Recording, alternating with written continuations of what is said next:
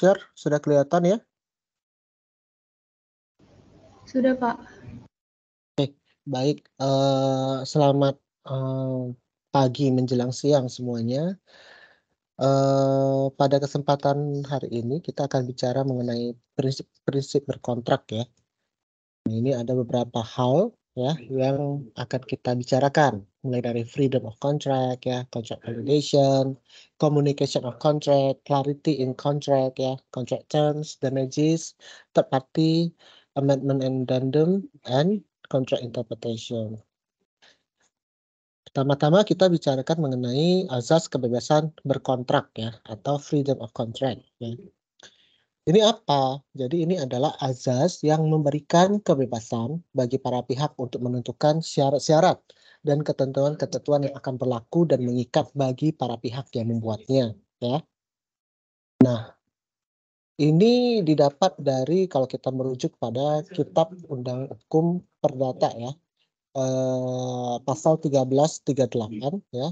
Poin pertama, semua persetujuan yang dibuat sesuai dengan undang-undang berlaku sebagai undang-undang bagi mereka yang membuatnya ya.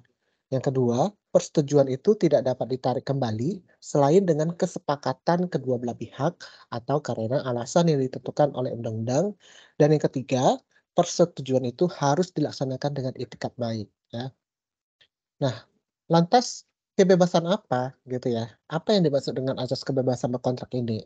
Kira-kira siapa nih yang mau memberikan pendapat? Kebebasan apa? Natania mungkin? Halo Natania. Iya, Pak. Yang dimaksud kebebasan berkontrak ini kebebasan apa sih? Gitu loh. Kebebasan memutuskan membuat perjanjian atau tidak. Oke. Next. Naomi. Naomi. Iya, Pak. Kebebasan apa yang dimaksud? Kebebasan untuk kayak membuat kriteria dari bangunannya itu, Pak. Isinya ya. Isi dari Iya. perjanjiannya, ya kan? Oke, Iya. benar. Natania tadi apakah apa tadi memutuskan untuk membuat kontrak atau tidak, ya kan? Putri, kebebasan apa lagi, Putri?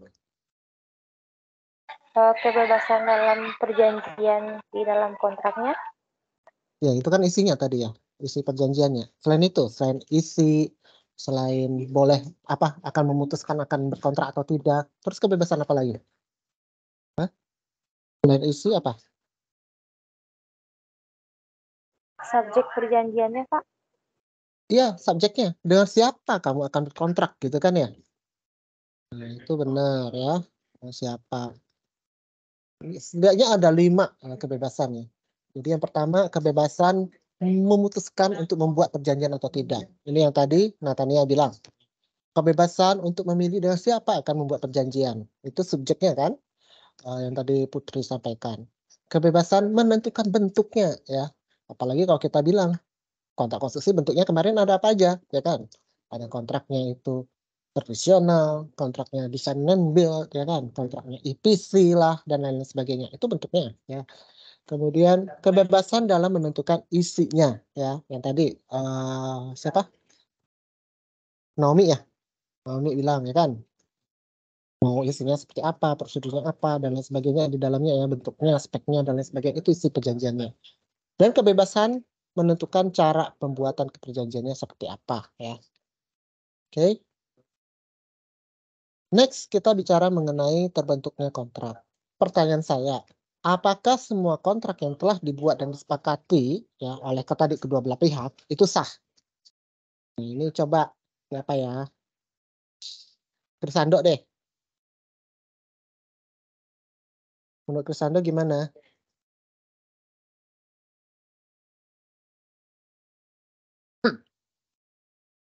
Halo, Krisando ada? Iya, Pak.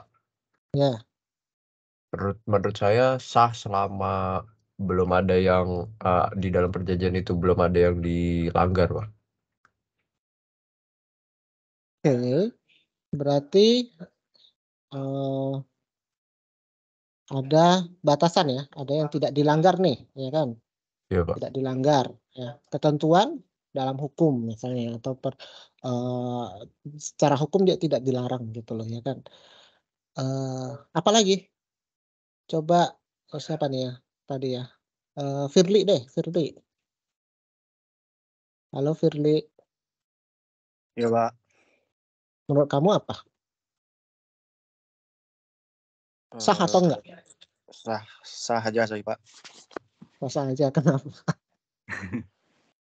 Hah? Apakah semua kontrak nih, kamu dengan Krisando katakanlah, saya mau bikin kontrak rumah, tolong kamu kerjain ya kan? Begini, isinya udah ada gini, ya kan? Tapi apakah itu langsung otomatis sah gitu loh? Atau bagaimana?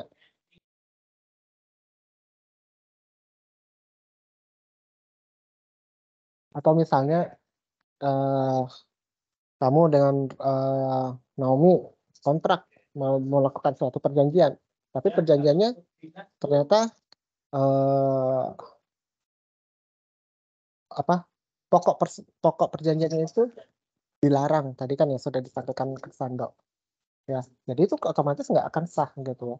Nah jadi kalau kita mau lihat dari apa nih namanya ya, cara berkontraknya ya, cara pembuatan perjanjiannya kontraknya kan ada penawaran ya, ada penerimaan. Siapa yang menawarkan? Kalau kita bicara dalam konteks konteks proyek konstruksi, siapa yang menawarkan? Yang memberikan penawaran itu siapa? Kontraktor atau employer? Employer, Pak. Siapa nih yang jawab? Firly ya? Firly apa Rizky? Yang tadi jawab siapa? Employer? Saya, Pak. Firly ya? Krisando, Pak. Oh, Krisando. Ini soalnya nggak kelihatan. Oke, Krisando. Kenapa kok employer kamu bilang yang memberikan penawaran? Penawaran apa yang diberikan oleh employer?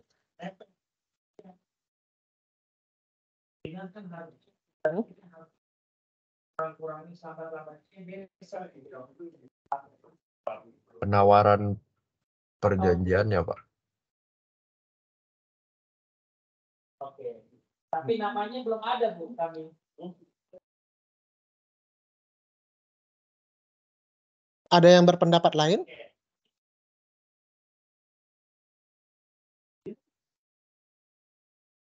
Ada yang berpendapat lain? Pendapatnya kan cuma dua ya, antara employer atau kontraktor. Employer, saya kurang setuju. Jadi yang memberikan penawaran siapa? Kontraktor. Kenapa? Apa yang ditawarkan? Hah? Ayo. Yang QS di sini, Adip udah masuk belum ya? Atau siapa nih? Putri Rizky. Ya, Pak. Yang memberikan penawaran itu siapa? Lebih ke kontraktor, Pak. Kayak Kontraktor. di tender itu kontraktor memberikan apa itu budget kepada owner gitu, Pak. Kayak penawaran berapa sih budget yang diberikan gitu. Menawarkan. Bukan budget ya. Bukan budget, harga ya. Oh, ya, harga penawaran ya kan? Iya. Iya ya. Jadi yang memberikan penawaran itu adalah kontraktor ya. Jadi kan apa yang diberikan oleh employer? Employer hanya mengumumkan ada tender gitu ya. Ini saya ada tender, budget saya segini, lagu saya segini gitu kan ya. Tapi kan dia akan menerima harga penawaran ya kan, harga penawaran dari kontraktor ya. Jadi yang melakukan penawaran itu sebenarnya adalah kontraktor ya. Nanti dia akan memilih ya kan, dari sekian banyak kontraktor yang mengikuti tender ya, akan ada diseleksi, kemudian akan ada di accepted ya kan. Makanya ada istilah letter of acceptance ya, LOA-nya ya kan, penerimaannya ya. Oleh siapa yang menerima? Oleh employer ya. Ketika ketemulah antara harga penawaran dengan penerimaan sudah sepakat, maka muncul perjanjian kan, kontraknya ya. Tapi kontrak ini belum tentu sah karena kontrak ini harus memenuhi syarat kontrak sah. ya. Ketika sudah terpenuhi baru dikatakan kontrak itu atau perjanjian itu sah. Nah, sekarang syarat sahnya kontrak itu apa ya? Syarat sahnya kontrak itu ya kalau kita lihat dulu ya jenis kontraknya itu dari kesahannya, keabsahannya itu ada yang disebut valid kontrak, kontrak yang memang sah ya valid. Void itu kontrak yang tidak sah ya, otomatis di mata hukum tidak sah, void. Dan voidable ya, artinya kontraknya itu bisa dibuat menjadi tidak sah kalau memang ditemukan unsur-unsur yang melanggar dari syarat sahnya kontrak gitu ya. Nah, syarat sahnya kontrak kalau ini ada 1.1 sampai 6 ini adalah syarat secara umum ya, secara general kalau kita bicarakan mengenai kalau kita lihat dari buku-buku terkait dengan kontrak konstruksi ya. Yang pertama ada consideration ya, adanya pertimbangan ya, pokok persoalan tertentu ya yang memang diperjanjikan ya. Yang kedua kompetensi ya dan kecakapan atau kecakapan ya di sini ya, artinya kecakapan untuk membuat kontraknya ya. Yang ketiga tidak cacat, ya iyalah yang namanya sah berarti tidak cacat ya di mata hukum ya, tidak melanggar. Yang keempat consensus ad idem ya, adanya pertemuan antara pikiran antara kedua belah pihak ya. Yang dijanjikan ini sama benar segini gitu ya. Speknya segini, ruang lingkupnya ini gitu loh. Yang kelima adanya kehendak bebas ya. Dan yang keenam dibuat dengan maksud untuk melakukan perikatan secara hukum.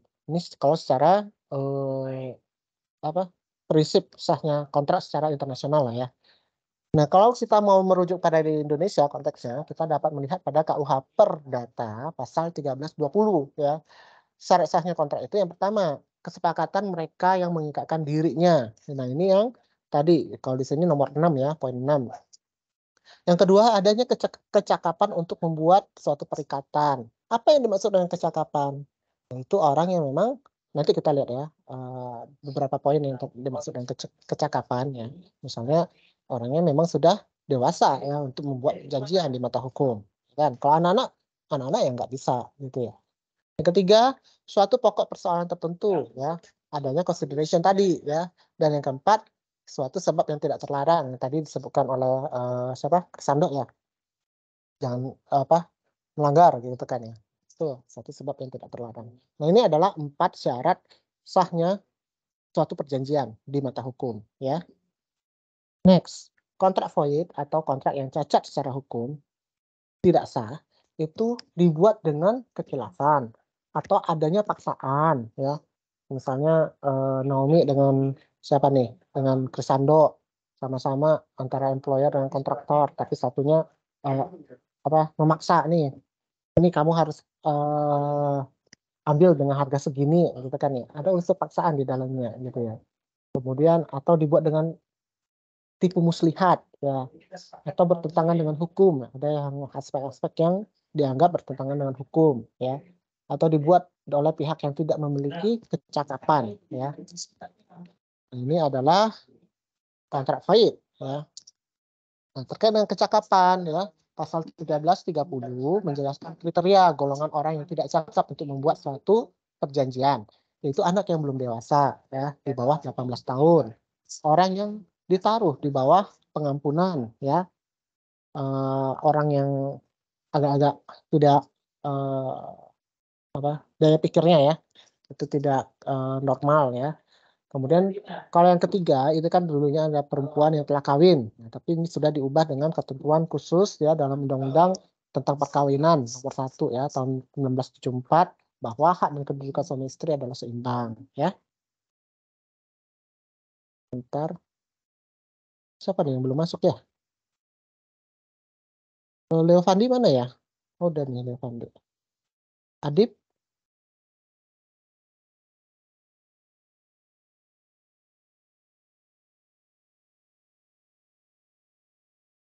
Oke, kita lanjutkan.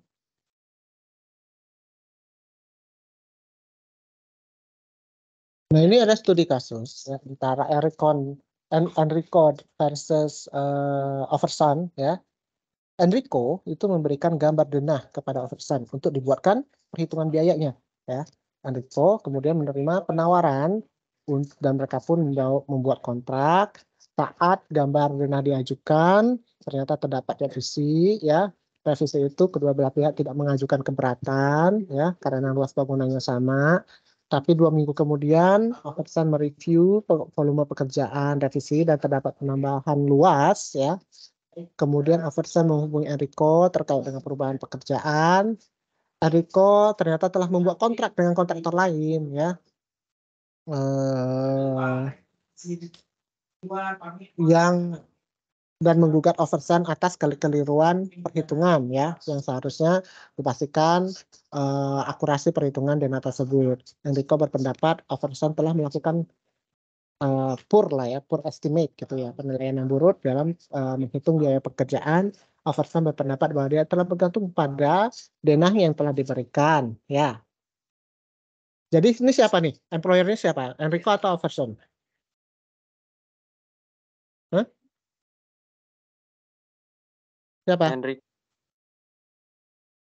Enrico ya. Enrico. Overseer ya, overseer kontraktornya ya atau konsultannya lah gitu ya, konsultan QS-nya mungkin. Nah, hakim memutuskan bahwa overseer telah diberikan informasi yang keliru karena denahnya tadi kan ya, sehingga volumenya yang dihitung juga salah gitu kan ya. Kekeliruan ini merupakan kelalaian belah pihak karena di satu sisi overseer juga harusnya memberikan advice gitu ya, kan tugas dari QS itu memberikan advice kepada Enrico. Tapi di sini overseer telah bertindak dalam good faith, ada ingin tetap baik ya. Nah, hakim memutuskan tidak ada consensus ad idem, meetings of the mind ya, sehingga kontrak menjadi tidak valid atau void ya. Nah, ini adalah tadi prinsipal consensus ad idem ya. Meetings of the minds ya, agreement of to the same thing ya. Dalam hal ini pada akhirnya Enrico tidak dapat menggugat overseer ya. Tadi kan dijelaskan ya, Enrico menggugat overseer ya kan karena melakukan penilaian buruk. Overseer juga tidak dapat menggugat Enrico ya tadinya ya.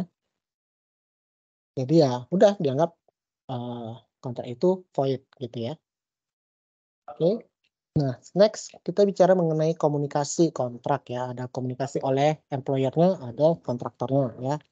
Menerbitkan invitation to tender, ini tadi ya pengumuman lelang misalnya ya. Kemudian yang memberikan penawaran adalah penyedia jasanya atau kontraktornya.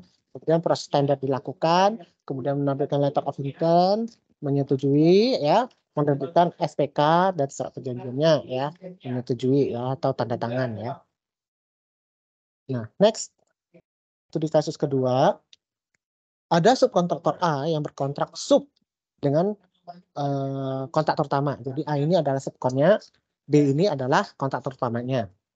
Mereka mulai melakukan negosiasi ya untuk pekerjaan sipil. Pada Juni ya, subkon sudah memulai pelaksanaan pekerjaan ya berdasarkan permintaan kontraktor, menkonnya ya. Baru pada April 2015 ya, tahun depannya ya, kontrak itu disepakati dan ditandatangani. Apakah ketentuan dalam kontrak yang dibuat di April 2015 juga berlaku untuk pekerjaan sebelum ditandatanganinya kontrak? Jawabannya apa? Siapa nih ya? Yang belum ya? Leo Fandi deh, Fandi.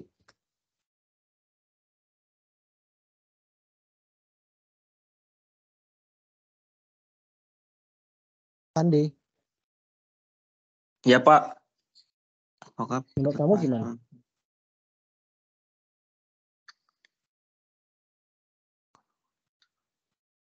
Jadi dia udah ngerjain dulu nih ya berdasarkan surat perintah ataupun letter of intent dari kontraktor B, tapi kontraknya sendiri itu belum disepakati, belum ditandatangani gitu loh.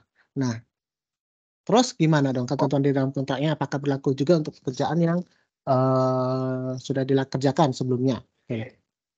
Belum berlaku Pak, karena kan nggak ada seperti yang di awal, nggak ada tertulis di perjanjian kontraknya. Jadi yang 2014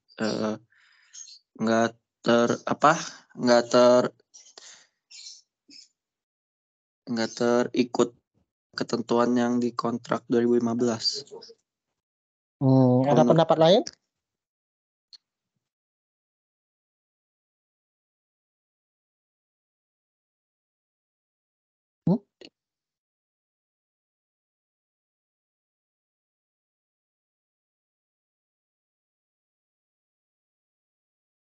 Apabila ini kesimpulannya ya. Apabila pekerjaan sudah dilaksanakan sebelum kontrak dibuat, tapi para pihak kemudian menyepakati kontrak tersebut, maka ketentuan dalam kontrak berlaku retrospektif.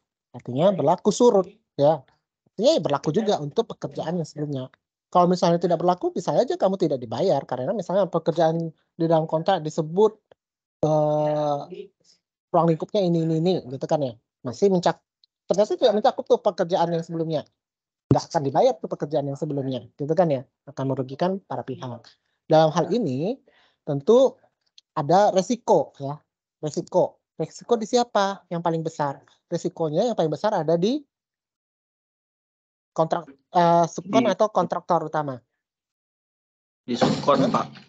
Subkonnya ya, iya subkonnya ya. Kalau misalnya kontraktornya itu beritikat buruk ya, bad faith ya, dia bisa aja membuat kontraknya itu dirancang dengan yang pada akhirnya disepakati itu merugikan ya, subkon. Misalnya ada ruang lingkup yang tidak diakui, katakan dan lain sebagainya, sehingga tidak bisa di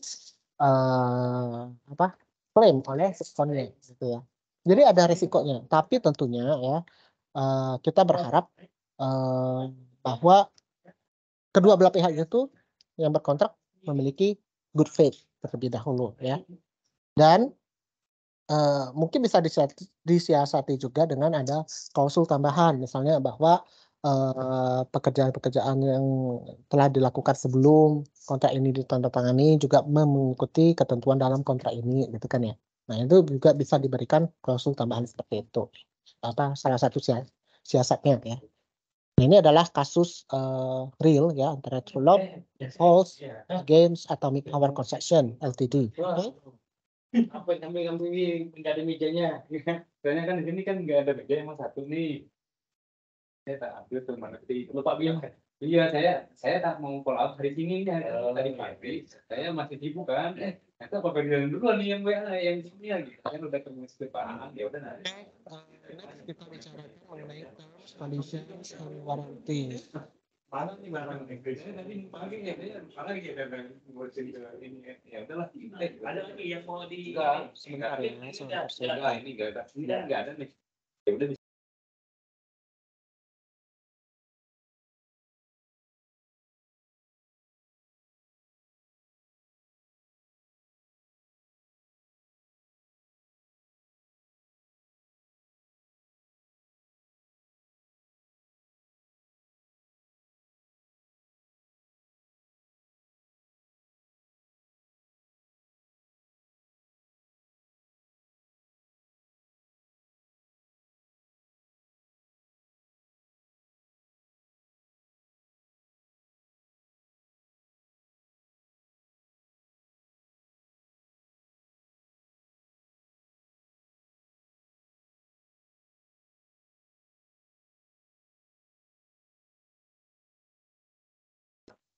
Oke, sorry ya, kita teruskan.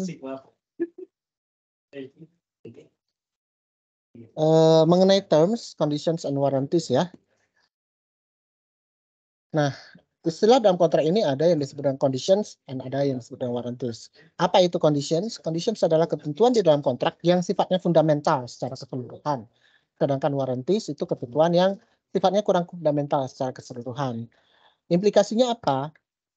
Implikasinya adalah terkait dengan pelanggaran. Ya, kalau misalnya ketentuan terjadi pelanggaran di dalam ketentuan yang terkait dengan conditions, maka otomatis ya kontrak itu dapat diakhiri. Tapi kalau misalnya pelanggaran itu terkait dengan warranties, salah satu pihak itu tidak dapat serta-merta mengakhiri kontraknya, gitu ya.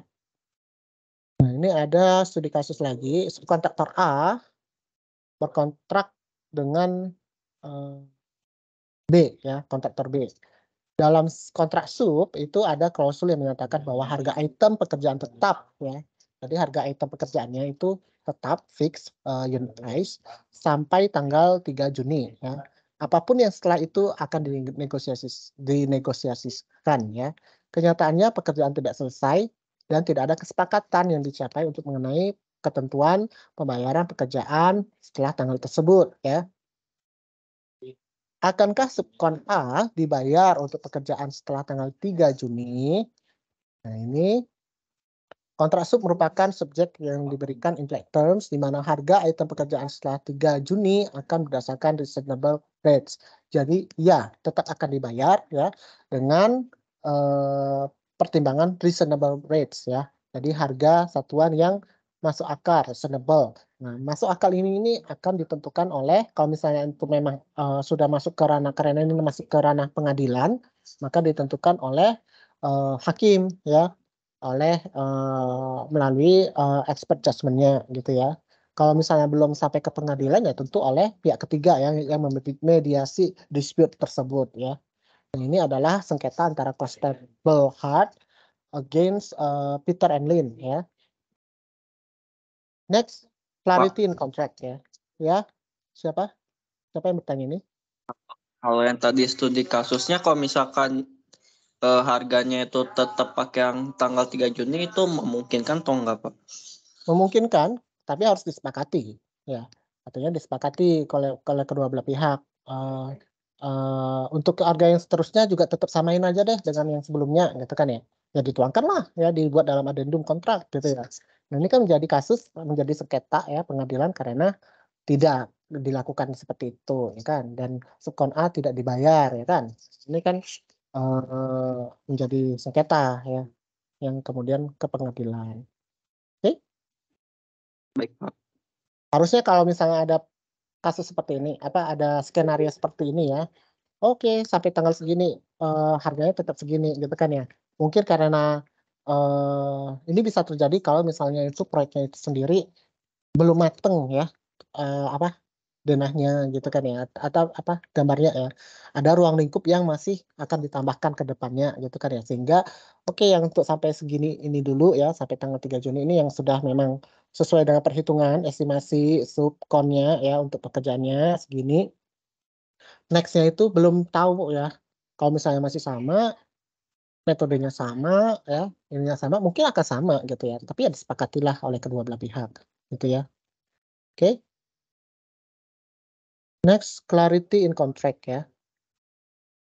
Kontrak itu tentu harus dibuat dengan sejelas-jelasnya, crystal clear ya. Meskipun secara umum ketentuan dalam kontrak dapat dibedakan menjadi dua, ada yang disebut dengan express term ya, yang memang sifatnya sudah tertulis, dan ada yang disebut dengan implied terms ya, yang tadi ya implied terms, ketentuan tersirat. Ada implikasinya ya, beberapa ketentuan akan dianggap sudah tersirat secara hukum ya. Memang by law itu diminta lah kewajiban tersirat bagi employer maupun kontraktor ya. Kemudian ketentuan tersebut sesungguhnya tersirat ya di dalam sebuah kontrak, di mana kontrak tersebut akan tidak dapat berfungsi sebagaimana layaknya apabila tidak ada ketentuan tersebut ya. Nah, istilah-istilah dan bahasa yang digunakan dalam kontrak tidak boleh ambigu atau memiliki makna ganda. Apabila ambigu maka akan dilakukan interpretasi kontrak ya. Ini diatur dalam pasal 1342 sampai 1351 ya. 1342 bunyinya, jika kata-kata suatu persetujuan jelas, maka tidak diperkenankan untuk menginterpretasinya lagi ya. Yang ke pasal 1343, jika kata-kata itu dapat diberikan berbagai macam penafsiran, maka harus diselidiki maksud dari kedua belah pihak yang membuat persetujuan itu ya. Daripada kita memegang teguh literat dari kata-katanya itu ya. Kemudian 1344, jika suatu perjanjian itu dapat diberi dua arti, maka harus dimengerti menurut arti yang memungkinkan untuk dilaksanakan, ya. Bukan untuk yang tidak memungkinkan perjanjian itu tidak dilaksanakan. Ya. Kemudian 1345, jika perkataan itu dapat diberi dua arti, maka harus dipilih arti yang paling sesuai dengan sifatnya, ya, sifat persetujuan itu. Next, privacy concept. Keikutsertaan ya, hubungan antara kedua belah pihak yang diakui oleh hukum, misalnya hubungan keluarga, sewa, jasa dan lain sebagainya yang memang sudah diakui dalam hukum ya. Ada dua prinsip doktrin privacy ya. Yang pertama, seseorang tidak dapat menuntut kontrak yang dibuat demi keuntungan mereka ya, apabila mereka bukan salah satu pihak yang kontrak. Yang kedua, seorang tidak memiliki tanggung jawab atas suatu kontrak yang mana mereka bukan salah satu pihak yang berkontrak ya. Nah, jadi misalnya yang pertama ini, seseorang tidak dapat menuntut kontrak yang dibuat demi keuntungan mereka. apabila mereka bukan salah satu pihak berkontrak. Yang berkontrak misalnya ini kontrak warisan lah ya, hak waris kan antara asuransi ya, misalnya saya berkontrak dengan pihak agennya kan, dengan asuransinya, tapi ada benefaktornya kan, anak saya misalnya, ketika saya terjadi sesuatu saya akan memberikan hak saya kepada mereka gitu ya. Itu adalah anak saya tidak dapat menuntut kontrak gitu ya, yang dibuat untuk mereka gitu kan ya. Karena mereka bukan pihak yang berkontrak ya, yang bisa menuntut saya sebenarnya kalau misalnya terjadi pelanggaran ya. Kemudian yang kedua, bahwa seseorang tidak memiliki tanggung jawab atas kontrak. Nah ini jelas lah ya, bahwa misalnya kontrak ya antara kedua belah pihak dong ya, employer dengan kontraktor. Masa ya employer dengan kontraktor lain tapi tidak ada kontrak, ya tidak mungkin ada tanggung jawab yang dikenakan kepada kontraktor B ya, yang tidak memiliki kontrak dengan employer-nya gitu ya. Next, cara-cara berakhirnya kontrak ya, pengakhiran kontrak. Ini by performance ya, by agreement, by frustration, and by breach. Jadi ada 4 jenis pengakhiran kontrak ya. Apa itu by performance? Artinya bahwa kontrak itu selesai, memang sesuai dengan isinya lah, memang sudah dilaksanakan dengan baik ya. Nah ini kan yang idealnya ya, kita mau kontrak proyek gedung 15 lantai ya, selama 6 bulan, harganya total 100 miliar. Ya udah, selesai 6 bulan ya kan. Memang sesuai spek 15 lantai, ruang lingkup ya 15 lantai. Terus tadi apa, harganya ya memang 100 miliar ya. Ataupun mungkin ada penambahan dan pengurangan sedikit ya. Sesuai dengan adendum kontraknya gitu ya. Tapi selesai by performance, ini yang ideal ya. Jadi kontraktor dan employer ya sama-sama menyesuaikan hak dan kewajibannya ya. Kemudian by agreement itu apa? Nah, sekarang by agreement. Siapa yang belum ya? Hah? Kelvin udah belum? Kelvin? Coba. Halo, Kelvin. Halo Pak. Apa yang dimaksud dengan kontrak berakhir by agreement menurut kamu?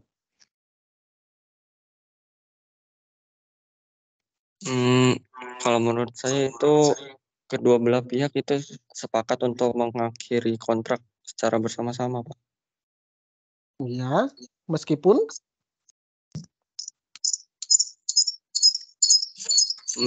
belum lengkap, kewajiban masing-masing pihak belum selesai. Ya, kan ada ya misalnya proyek itu apa namanya? Kita lihat proyeknya mangkrak gitu kan ya. Masuk sebentar ya.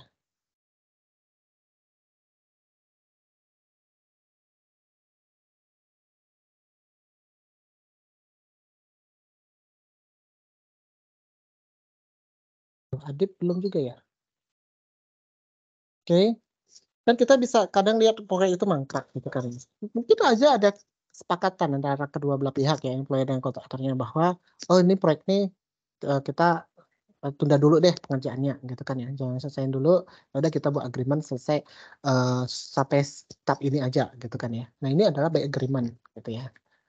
Next, ada yang kontrak berakhir by frustration ya. Siapa nih contohnya? Rizky deh, apa yang dimaksud itu?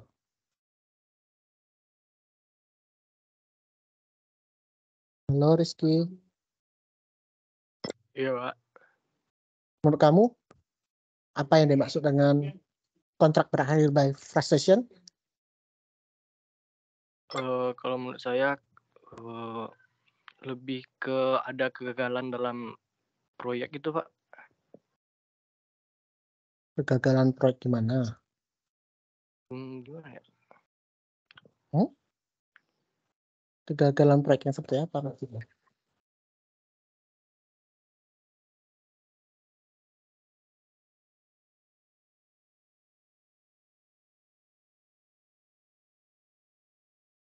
Coba yang lain, mau bantu Rizky. Ayo. Yang dimaksud dengan frustration apa? Yang belum siapa? Gia ya? Gia? Halo Gia. Iya, Pak. Apa yang sekiranya dimaksud dengan kontrak berakhir by frustration? Contohnya apa?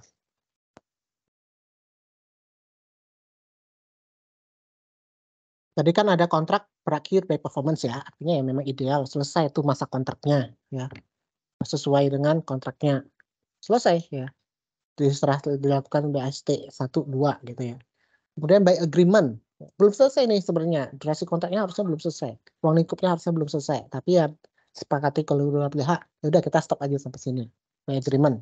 Now by frustration itu apa maksudnya? Ada frustasi. Kamu yang frustasi mungkin atau proyek manajernya yang frustasi. Ayo, apa yang dimaksud dengan by frustration di sini?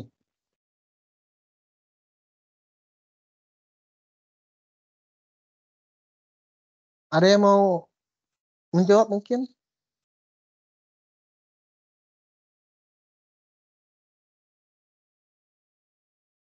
Yang dibebaskan dari kewajiban hukum nggak, Pak? Gimana? Kok keputus-putus? Gimana? Yang dibebaskan dari kewajiban hukum. Ya, implikasinya dia akan dibebaskan dari kewajiban hukum. Tapi mengapa? Pertanyaannya mengapa? Ini yang jawab tadi siapa? Putri ya? Atau Natania? Iya, Pak. Ini kok saya nggak bisa lihat ini sih? Siapa orang-orang ini sih? Pak. Kenapa? Siapa ada yang bertanya? Kalau misalkan, kalau menurut saya frustration itu kalau misalkan udah kan kayak kalau misalkan pikirannya kan kayak frustasi kan, kayak kita udah ngejalanin proyek itu tapi walaupun udah jalan terus-menerus tapi tujuannya nggak tercapai, Pak. Sebenarnya yang tepat itu yang tadi ya, Putri ya tadi yang jawab ya, atau Safi? Hah? Putri, Pak. Putri ya. Apa tadi Putri kamu bilang? Dibebaskan ya kewajibannya ya dari hukum. Tapi mengapa? Nah, mengapa kok bisa dibebaskan? Karena terjadi satu hal ya di luar kendali para pihak. Ya, contohnya apa? Yang paling dekat deh, misalnya proyek itu berakhir karena COVID, wabah, ya kan? Banyak kemarin waktu pandemi itu, terutama proyek-proyek kecil ya, itu ya udah berakhir begitu aja gitu loh, belum selesai begitu aja ya diakhiri begitu aja gitu ya, karena ada wabah force majeure di dalamnya. Jadi kalau yang by frustration ini memang ada kata kuncinya adalah di luar kendali para pihak ya, sehingga para pihak itu tidak lagi by law itu ya memang tidak bisa memenuhi kewajibannya ya di mata hukum. Nah itu by frustration ya. Dan yang terakhir itu by breach atau adanya pelanggaran. Ini yang tadi sempat disinggung oleh Rizky ya, karena ada pelanggaran ya. Oke, yang termasuk dalam pelanggaran kontrak, manifestasi itu apa aja? Tidak melaksanakan isi perjanjian ya. Ya memang dia kabur misalnya ya, ada kontraktor dengan mandor, ya kan sering tuh mandornya kabur ya. Kemudian melaksanakan isi perjanjian tapi tidak sebagaimana yang dijanjikan. Misalnya ini antara kontrak employer dengan kontraktor, harusnya ruang lingkupnya ini kamu kerjain sampai land sekatnya juga, ternyata tidak dikerjain land sekatnya gitu kan ya. Kemudian terlambat melaksanakan isi perjanjian ya, harusnya selesai 1 tahun molor sampai 1,5 tahun gitu kan ya, kalau dan itu tidak disetujui ya kan, karena sebenarnya kelalaian yang keterlambatannya itu disebabkan oleh kelalaian kontraktor ya. Kemudian melakukan sesuatu yang menurut perjanjian tidak boleh dilakukan ya, ada hal-hal yang dianggap melanggar hukum ya. Nah ini studi kasus lagi ya, Alliance Concrete Singapore ya against Sato Kogyo ya. Alliance ini adalah pemasok supplier beton ready mix. Sato Kogyo ini adalah kontraktor ya yang melaksanakan pekerjaan di Singapura ya. ACS ini memasok ya ready mix untuk Sato Kogyo ya, tentunya sesuai dengan kontrak supplier ya kan, kontrak supply-nya. Tapi terjadi hambatan pasokan beton ready mix ya karena ada larangan ekspor pasir dari Indonesia pada awal 2007 ya. Sehingga ACF tidak dapat memenuhi permintaan beton ready mix-nya ya. Nah, ini adalah contoh kontrak berakhir by precision ya.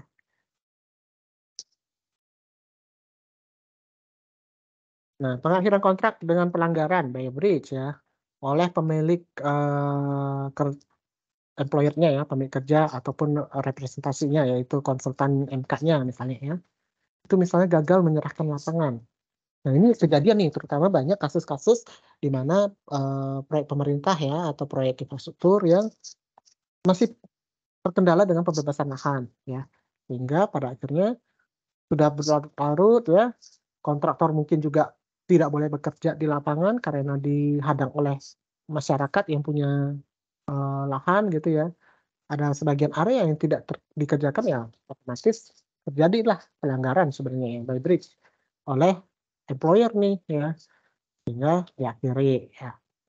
Atau tidak melakukan pembayaran atas progres hasil pekerjaannya ya. Nah, ini juga sering juga ya, terutama kontraktor yang merasa dirugikan dong, tidak dibayar.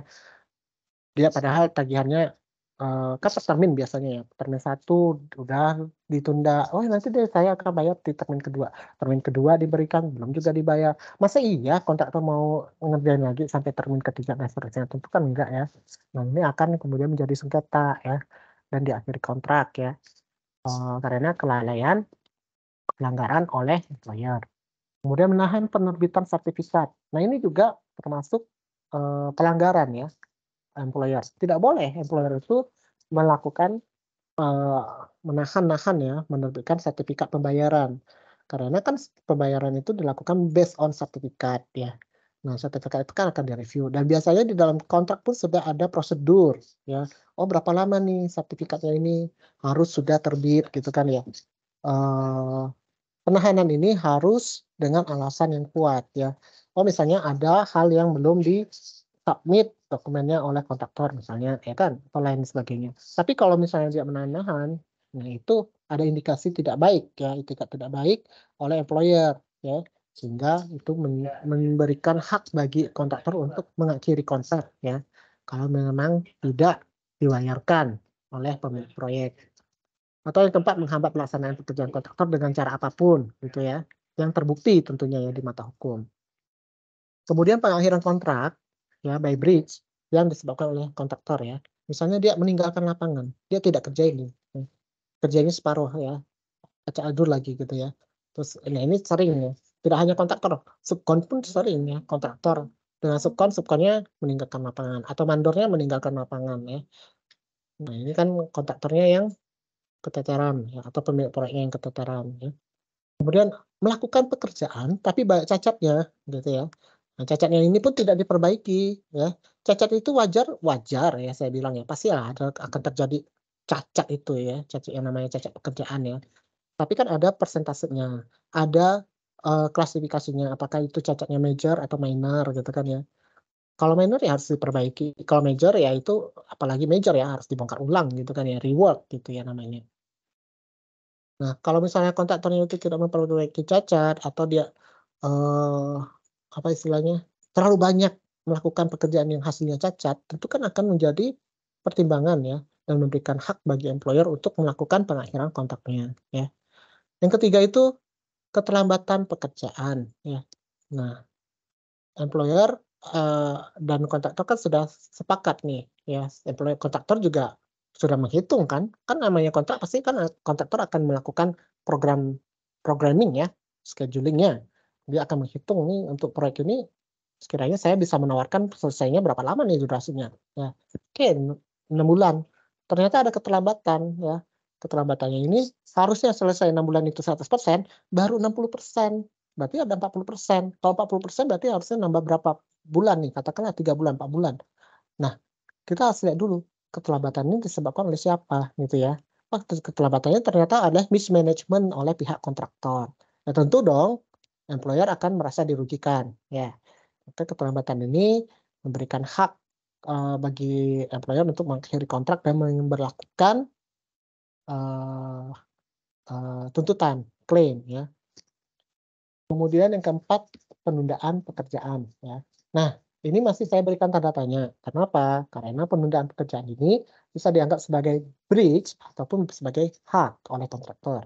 Hak apabila misalnya memang sudah di dalam klausul kontraknya itu disebutkan bahwa kontraktor berhak untuk melakukan postponement atau suspension ya dari atau slowing the progress ya, melakukan perlambatan pekerjaan ya apabila belum menerima pembayaran dari kontraktor, dari employer gitu kan ya.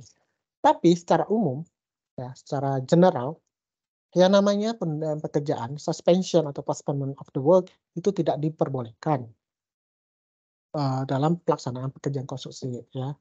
Karena suspension ini akan mempengaruhi durasi proyeknya yang sampai selesai, dan kalau itu terjadi maka itu akan memberikan dampak implikasi bagi employer. Harusnya dia selesai 6 bulan, dia udah bisa mengoperasikannya di bulan ke-7 kok bisa dapat duit ya dari pengolahan operasi aset itu tersebut, ternyata terlambat ya kan. Nah itu tidak boleh ya. Kecuali dapat dibuktikan bahwa penundaan tersebut memiliki alasan ya. Misalnya ada force majeure selama 3 bulan ya. Banjir tuh selama 3 bulan, tidak bisa kerja apapun sama sekali. Nah itu tentu harus ada adendum kontraknya ya. Next, ketika terjadi pelanggaran dan berniat mengakhiri kontrak, maka ada things to do dan things not to do-nya ya. Things to do-nya ya jelaskan mengapa ingin mengakhiri ya, apakah itu termasuk condition atau warranties ya yang dilanggar ya. Kemudian pikirkan dan pertimbangkan apakah memiliki hak untuk mengakhiri kontrak. Jangan sampai pihak yang mengakhiri kontrak ini malah sebenarnya dia tidak berhak gitu ya, atau terjadi wrongful termination gitu ya. Ada hal-hal ketentuan lain yang mensyaratkan dia tidak bisa untuk mengakhirinya gitu ya. Berdasarkan itu gitu ya. Nah, kemudian pikirkan dan pertimbangkan ganti rugi apa yang akan diinginkan ya, yang mau diklaim ya.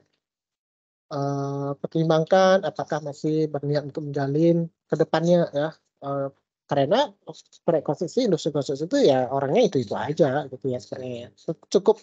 Cukup spesialis ya, cukup spesifik gitu ya, sehingga kayaknya ya kan bertemu dengan orang-orang itu lagi ya. Kalau kamu kemudian memutus kontrak, ini ada kasus juga ya, memutus kontrak, employer-nya sewenang-wenang ya memutus kontrak dengan kontraktor interiornya ya.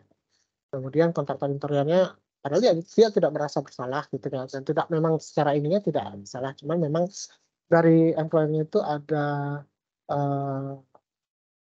ya itikat jahat ya, yang kemudian ngajak tidak membayar atau apa gitu kan ya. Jadi dia mengakhiri dengan berbagai alasan kan ya kepada kontraktor interiornya. Nah, nextnya kontraktor interior itu tidak akan pernah mengambil lagi tender yang ditawarkan atau yang diumumkan, yang dilalangkan oleh si pemilik proyek gitu ya. Nah, ini akan merugikan bagi pemilik proyek ke depannya ya, karena dia tidak akan mendapatkan harga penawaran yang kompetitif. Pada intinya kan semakin banyak tender itu diikuti oleh banyak kontraktor, dia akan memperoleh alternatif harga penawaran ya, sehingga menjadi lebih kompetitif ya. Pertimbangkan itu tadi ya, pahami konsekuensinya ya melakukan pengakhiran kontrak, ikuti prosedurnya yang benar ya, dan konsultasi dengan ahli terkait hukum kontrak. Things not to do-nya masih menjalankan hak dan kewajiban kontrak. Kita tahu kalian mau mengakhiri kontrak, masih meminta instruksi untuk mengerjakan atau meminta yang lain hal lainnya gitu ya. Nah itu tentu tidak diperkenankan ya. Menunda-nunda pengakhiran kontrak ya. Udah mau nih, udah sepakat nih, atau udah tahu nih kita mau mengakhiri kontrak secara sepihak dengan si ini karena ada ini, tapi menunda-nunda gitu ya. Nah, akibatnya ya waiving the right to terminate ya. Mengabaikan hak untuk mengakhiri kontraknya gitu ya. Sehingga ya tetap jalan aja kontraknya gitu ya. Remedies, ya, ganti rugi. Ganti rugi ini perihal remedies ya. Ini ada damages ya, ganti rugi, quantum merit juga ganti rugi, equitable remedies ini remedies upaya-upaya yang bisa dilakukan lain ya. Nah, damages ganti ruginya ini ada dua ya, ada liquidated damages, ada unliquidated damages ya. Apa itu bedanya liquidated damages dan unliquidated damages? Ada yang tahu?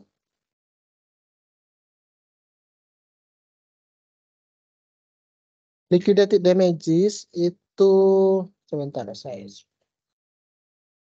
Bentuk ganti rugi ya atas pelanggaran kontrak berupa sejumlah uang ya. Dan uang itu sudah atau ininya sudah presentasinya itu sudah ditentukan di dalam kontrak ya. Berapa besarnya nih gitu ya. Kemudian ada unliquidated damages ya. Nah, ini adalah ganti rugi ya berupa sejumlah uang ya yang belum ditetapkan besarannya di dalam kontrak ya, mau itu nominalnya maupun persentasenya ya. Dalam hal ini kalau liquidated damages itu kita sudah sepakatin dulu ya di dalam kontraknya ada klausul terkait dengan ganti rugi di mana tiap keterlambatan 1 hari keterlambatan penyelesaian pekerjaan maka kontraktor dikenakan denda sebesar 1 per mil, misalnya 1/1000 dari nilai kontraknya. Yes. Nah, itu sudah ditentukan tuh, ya kan dendanya besarnya ya ganti ruginya ya kan, dan sudah dituangkan dalam kontrak. Tapi kalau dia sifatnya unliquidated damages, di dalam klausulnya itu kontraknya tidak akan disebutkan berapa besarannya, hanya disebutkan bahwa setiap pelanggaran ya keterlambatan akan dihitung besarannya ya.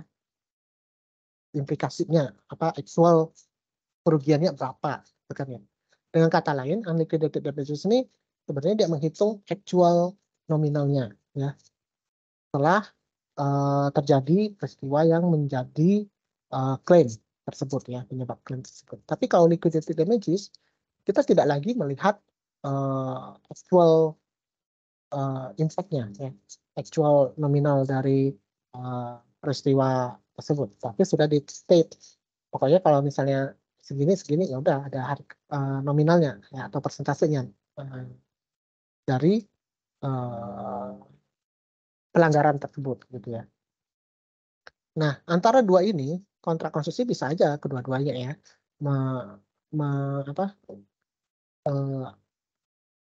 melakukan ini gitu ya. Cuman umumnya kontrak konstruksi memilih LD ya, liquidated damages.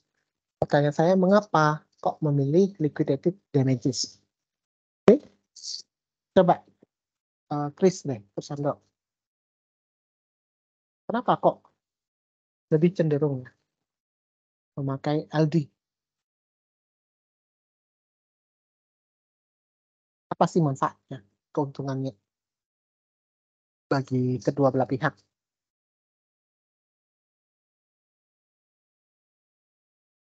Karena mungkin sudah pasti, Pak. Karena sudah Ya. ditentukan di awal. Ya, sudah pasti. Dan karena dia sudah pasti akan memberikan informasi yang pasti akurat bagi pemilik proyek maupun bagi kontraktor. Kalau kontraktor, kalau saya telat 1 hari ini saya kena segini nih, ya kan? Jadi denda segini. Dia udah tahu gitu ya konsekuensinya. Kalau si pemilik proyek pun juga sama ya. Kalau misalnya dia melakukan pelanggaran ya, tidak membayar misalnya ya, kan ada klausul telah melakukan pembayaran akan dikenakan denda bunga sebesar sekian. Itu kan LD juga gitu kan ya. Dia akan tahu ininya, konsekuensinya seperti apa, udah pasti, udah tahu. Yang kedua apa? Ada 2 keuntungan dari LD. Coba, Sasi. Untuk kamu apa nih? Udah pasti nih kan? Udah tahu nih. Terus apa lagi?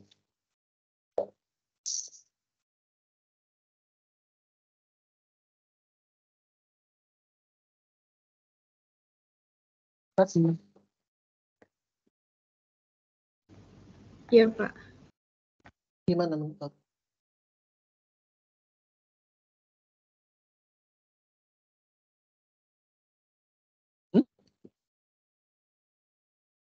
Karena dia sudah pasti, ya kan?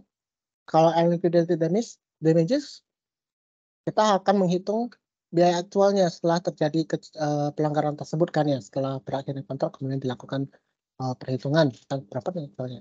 Tentu akan ada biaya yang timbul ya kan.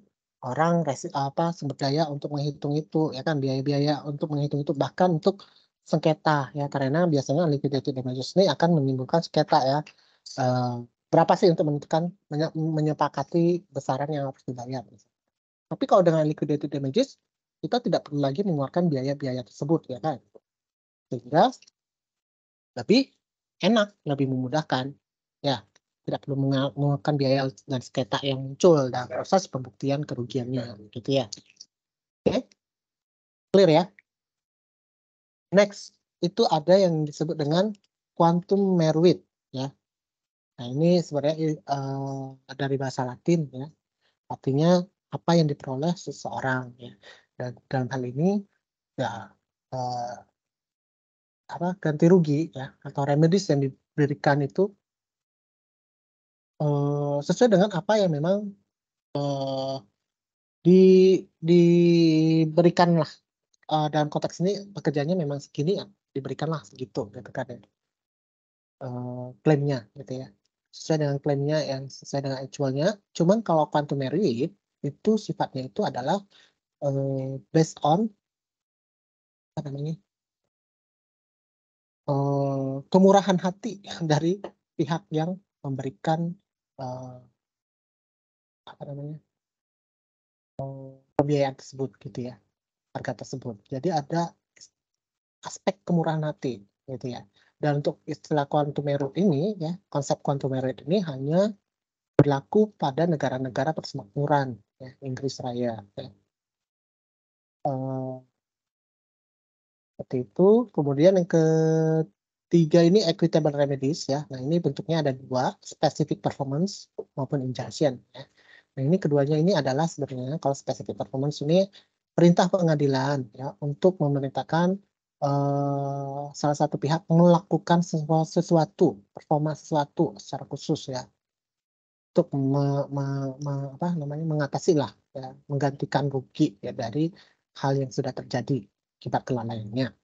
Kalau injunction ini juga sama sebenarnya ya, perintah pengadilan juga ya, tapi untuk tidak melakukan sesuatu ya, tidak boleh gitu ya.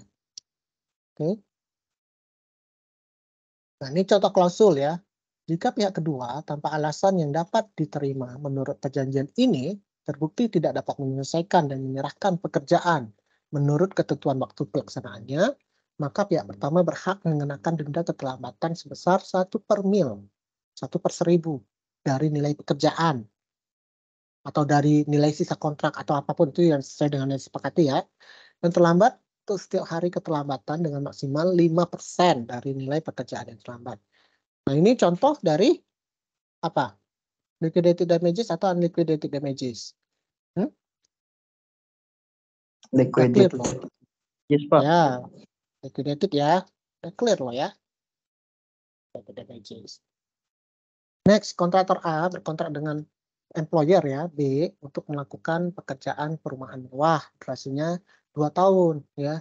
Klausul 22 di dalam kontrak itu menyatakan bahwa time is of the essence ya. Waktu itu adalah esensinya ya, penting ya. Maka harus diperhatikan durasi waktu pelaksanaannya.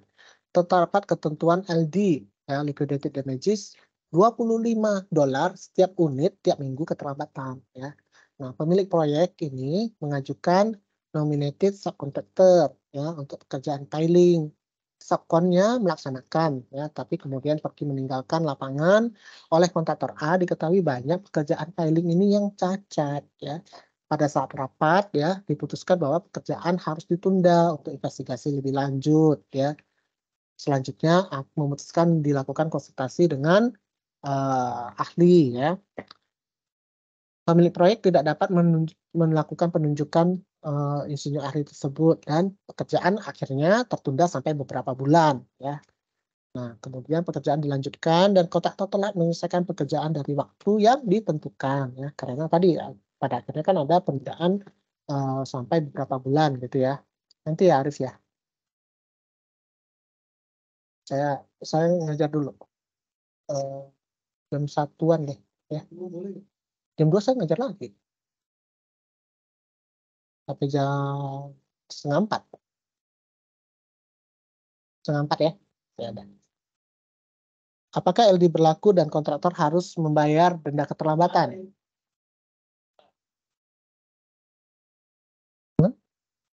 Gimana? Apakah LD berlaku dan kontraktor harus membayar denda keterlambatan? Jelas lah ya, enggak ya? Ya, karena pemilik proyek bertanggung jawab ya, atau menyebabkan sebagian atau seluruh keterlambatan pekerjaan dari waktu yang seharusnya, maka pemilik proyek tidak dapat menuntut liquidated damages ya, karena ya tadi kan, meskipun dia sini ditulis di dalam kontraknya kan term of is of the essence ya, waktunya harus 24 bulan nih selesai. Tapi kan terjadi pada faktanya terjadi penundaan yang bukan disebabkan oleh klien kontraktor dan dapat dibuktikan di pengadilan ya. Nah, akhirnya meskipun secara kontrak itu ditulis time is of the essence ya, kontrak employer ini tidak berhak ya untuk mendapatkan liquidated damage-nya, mengenakan liquidated damages-nya kepada kontraktor ya. Nah, ini antara peak construction against McKinney condition ya. Jadi pasti itu kan dilihat dulu cost of delay-nya, perlambatan penyebabnya itu apa ya, gimana? Tapi kalau bukannya kalau misalnya sebuah proyek kontraktor owner itu cuma taunya dari kontraktor. Jadi kayak kan yang cari subkon itu kan kontraktor kan. Ya. Tapi di sini NSC ya, nominated subcontractor. Nominated itu artinya subkontraktor yang dinominasikan, ditunjuk oleh pemilik proyek ya. Nah, ini kita juga harus melihat ya. Di sini kan pemilik proyek yang memutuskan penunjukan insinyur ahlinya, tapi dia tidak melakukannya sampai pekerjaan tertunda sampai beberapa bulan. Saya sih setuju ya dengan apa yang tadi kamu bilang ya, bahwa harusnya kontraktor itu memanage ya NSC-nya, ya kan? Nanti kita akan bicarakan di minggu keberapa lah ya terkait dengan subkontraktor, karena NSC tetap di bawah kendali kontraktor gitu kan ya.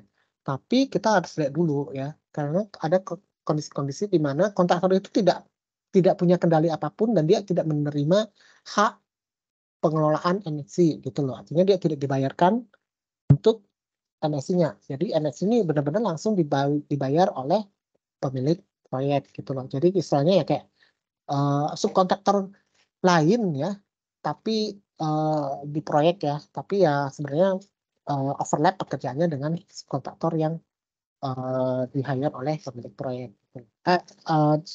Dengan kontraktor utamanya gitu loh. Jadi ya perlu dilihat dulu ini karakter NS ini seperti apa gitu ya. Tapi kalau di sini karena ada selain itu dia pemilik proyek juga menunda gitu ya untuk pemilihan dari ahlinya ya untuk apakah ini aman atau tidak untuk diteruskan gitu ya. Oke. Jadi itu intinya adalah bahwa untuk mengenakan suatu LD kita harus melihat dulu penyebabnya ya, sebab dari keterlambatannya seperti apa ya. Ada lagi yang mau ditanyakan atau perlu diklarifikasi? Sudah clear? Nah, ini jenis-jenis kontrak dengan pihak ketiga ya. Ada yang disebut dengan vicarious performance ya, yaitu istilah legal ya, untuk menyatakan kondisi di mana sebuah kewajiban kontraktual salah satu pihak berkontrak dilaksanakan oleh pihak ketiga. Ada assignment ya, transfer hak kontraktual dari salah satu pihak ke pihak ketiga ya. Pada umumnya hak ini dapat ditransfer kepada pihak ketiga, tetapi kewajiban tidak ya.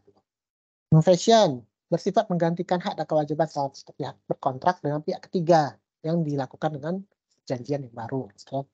Nah, ini apa nih? Jadi kalau misalnya kontrak sub itu seperti apa? Subkon. Subkon itu kalau dilihat berdasarkan definisi ini yang mana? Apakah vicarious performance, assignment, atau novation? subkon.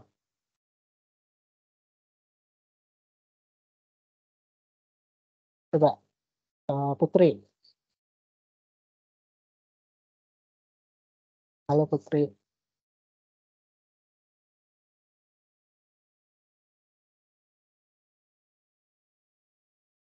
Putri. Ya, Pak. Kalau subkon itu sifatnya apa nih? Apakah vicarious performance, assignment, atau novation?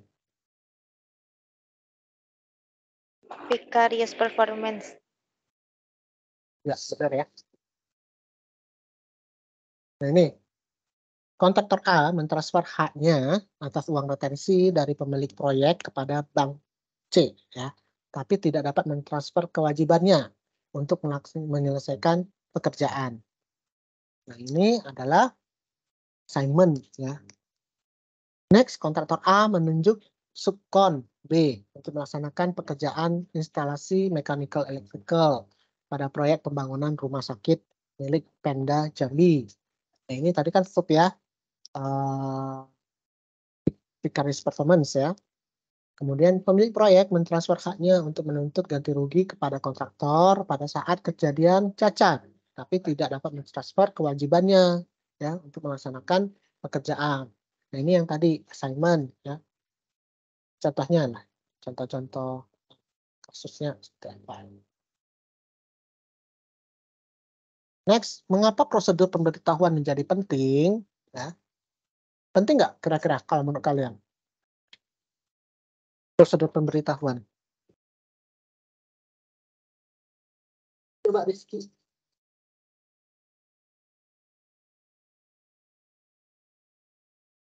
Tahu ya prosedur pemberitahuan di dalam suatu kontrak itu kan pasti ada notification prosedurnya. Oh misalnya tadi pembayaran itu harus dilakukan dalam kurun waktu 7 hari sejak diterima, atau misalnya klaim mau mengajukan klaim ya harus dilaksanakan dalam kurun waktu 7 hari setelah kontraktor atau salah satu pihak mengetahui peristiwa penyebab klaim. Itu kan contohnya ya. Terus ada apa-apa tetapannya. Nah, itu kan selalu ada di dalam klausul kontrak. Nah, mengapa itu menjadi penting?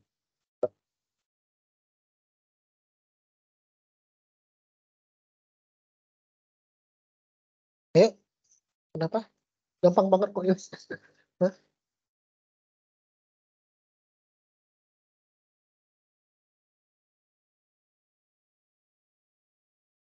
Gimana, Firly?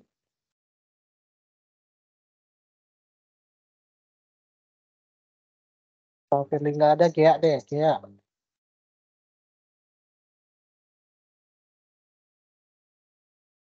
Halo? Siapa yang hadir? Iya, Pak. Gia ya?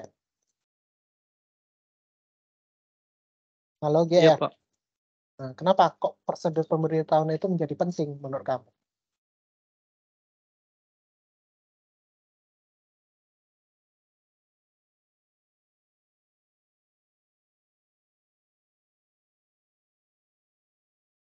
Hmm?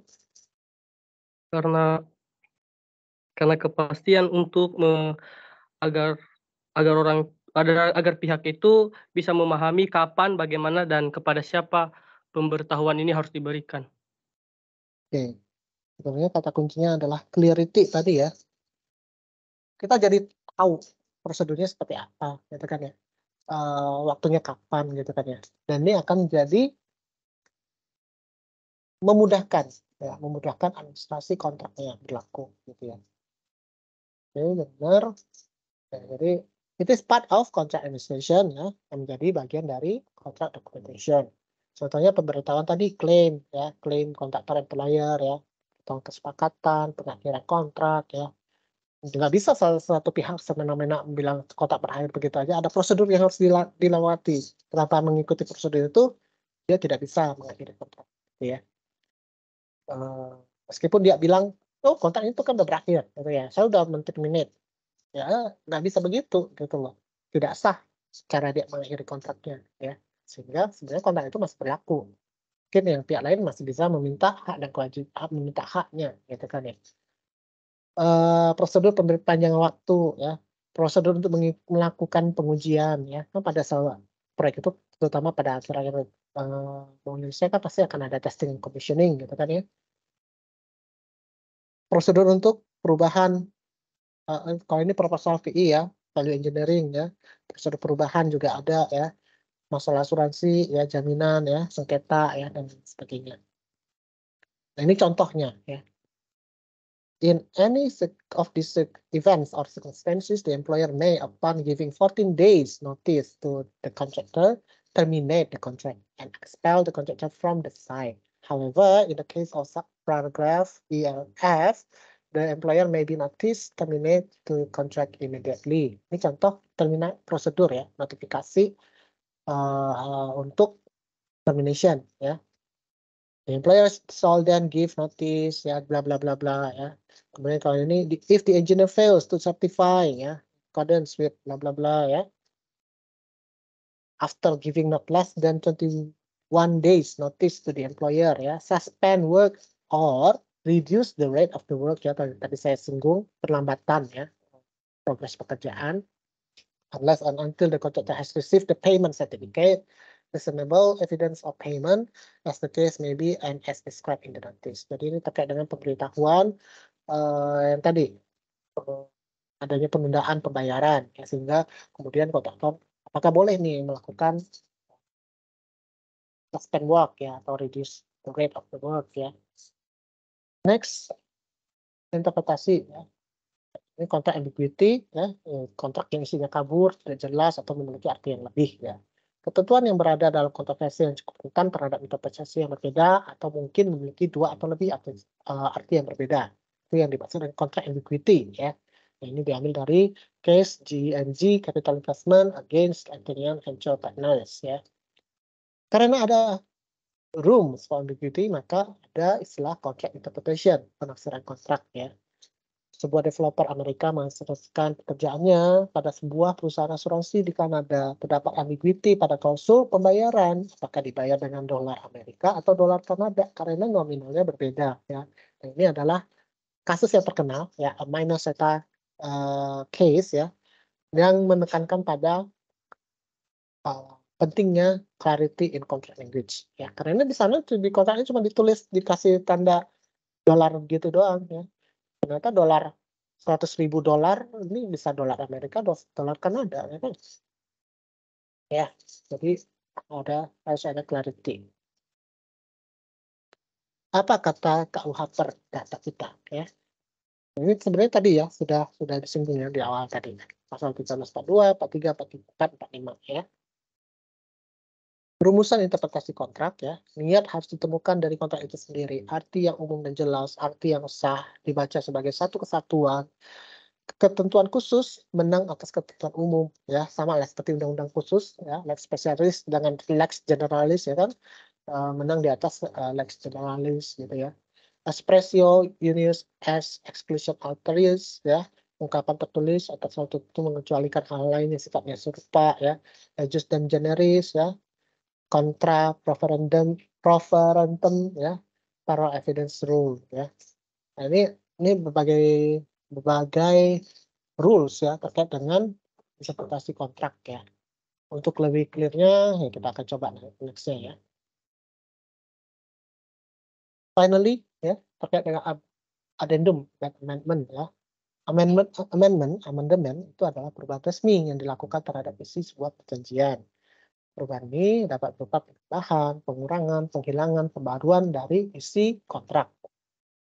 Dilakukan biasanya karena terjadi kesalahan administrasi yang harus diperbaiki secara tertulis dan disepakati oleh kedua belah pihak. Addendum sesuai dengan katanya, literatnya itu adalah penambahan, addendum, ya. Penambahan terhadap sebuah perjanjian. Penambahan ini bisa berupa uraian istilah, kewajiban, informasi tambahan, ya. Biasanya dilakukan karena hal-hal yang belum diatur dalam perjanjian pokoknya. Tapi menurut kelaziman, amandemen biasanya dilakukan untuk peraturan atau perundang-undangan ya, perubahan terhadap peraturan atau perundang-undangan. Addendum itu lebih lazim digunakan untuk kontrak ya atau perjanjian. Meskipun mungkin itu penambahan karena sifatnya kan menambahkan gitu ya. Meskipun mungkin dia akan mengulangi atau menghilangkan klausul-klausul yang ada di dalam konteksnya. Tapi ya disebut addendum karena ada dokumen tambahannya gitu ya. Oke, sampai sini do you have any other thoughts to discuss? Ada yang mau didiskusikan, ditanyakan? Mau tanya Pak. Ya,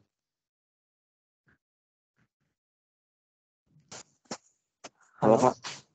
iya apa? Mau tanya yang pengakian perjanjian by frustration. Itu kan yang tadi studi kasusnya kan contohnya yang penyedia beton ready mix ke owner kan. Terus kalau misalkan Ke dibatalkan kontraktor. gitu, dia Ke kontraktor. Terus kalau misalkan udah disediain gitu kan sejumlah ini beton ready mix-nya sejumlah A. Terus itu kalau dibatalkan karena administrasi di bandara lah anggapannya. Kargo gitu itu ada perjanjiannya kayak harus bayar berapa gak Pak denda gitu? Enggak, dalam Iya. kasus yang tadi bukan karena masalah argo atau masalah perbedaan biaya ekspor fluktuasi harga lah ya dari import ya karena dia kan dari Singapura dia datangin pasir dari Indonesia gitu kan ya. Enggak, kalau masalah Ya. itu berarti itu harus menjadi tanggung jawab supplier gitu ya. Karena kan yang penting bagi kontraktor supplier saya bayar harga beton ready mix harga segini ya kan. Supplier menyuplai ya kan, memasok sesuai dengan kebutuhan saya kan. Dan biasa kan di dalam kontrak supply itu sudah ditentukan volumenya berapa ya. Rencana volumenya berapa gitu kan ya. Nah, itu kalau misalnya pun sudah ada perubahan terkait dengan fluktuasi harga, import ya kan, ada argo tadi dan lain sebagainya itu harusnya sudah diperhitungkan oleh dan menjadi tanggung jawab supplier. Tapi dalam hal kasus tadi, kenapa itu disebut termination by frustration? Karena itu di luar kendali para pihak ya. Dalam hal ini bukan masalah argo ataupun ini, tapi karena ada undang-undang yang dilakukan oleh negara lain, dalam hal Indonesia, yang melarang ekspor pasir. Pada saat itu ya sebelum 2007 hampir semua ya pasokan pasir untuk material konstruksi itu dari Indonesia ya. Jadi diekspor dari Indonesia ke Singapura. Karena tiba-tiba ada undang-undang itu terjadilah kelabakan bagi supplier di sana ya.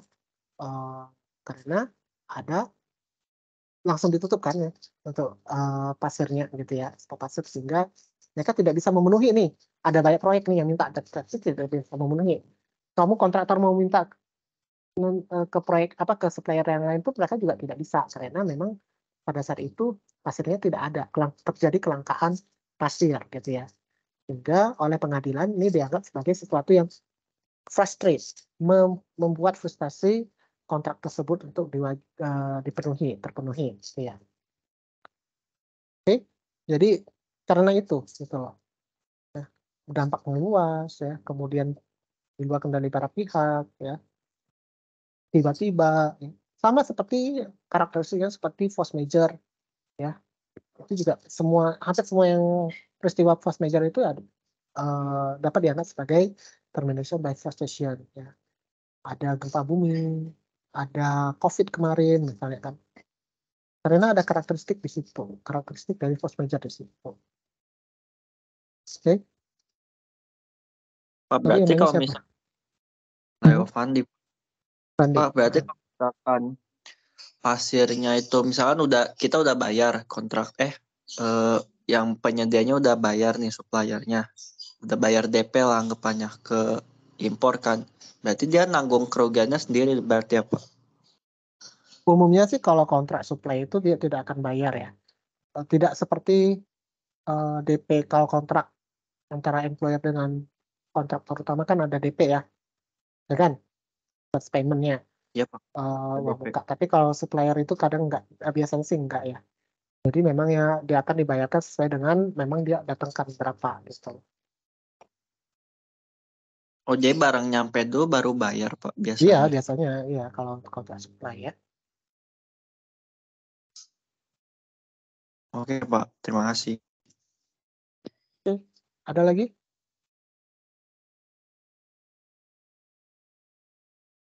Kalau tidak ada, saya cukupkan sampai di sini. For the next topic ya, kita akan bicarakan mengenai kontrak documents. Silakan kalian baca ya buku manajemen kontrak konstruksi page 91 to 102 ya. Oke.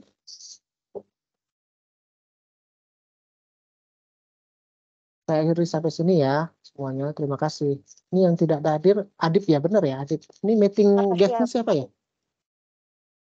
Yang Pak, meeting Bang guest. Adit dia ada masuk, tapi yang nggak ada namanya itu. Oh ya, yang meeting guest ini ya. Oke. Oke, semuanya berarti udah masuk ya. Oke, saya akhiri. Kita ketemu lagi nanti siang ya, jam 2. Makasih, Pak. Terima kasih, Pak. Terima kasih, Pak.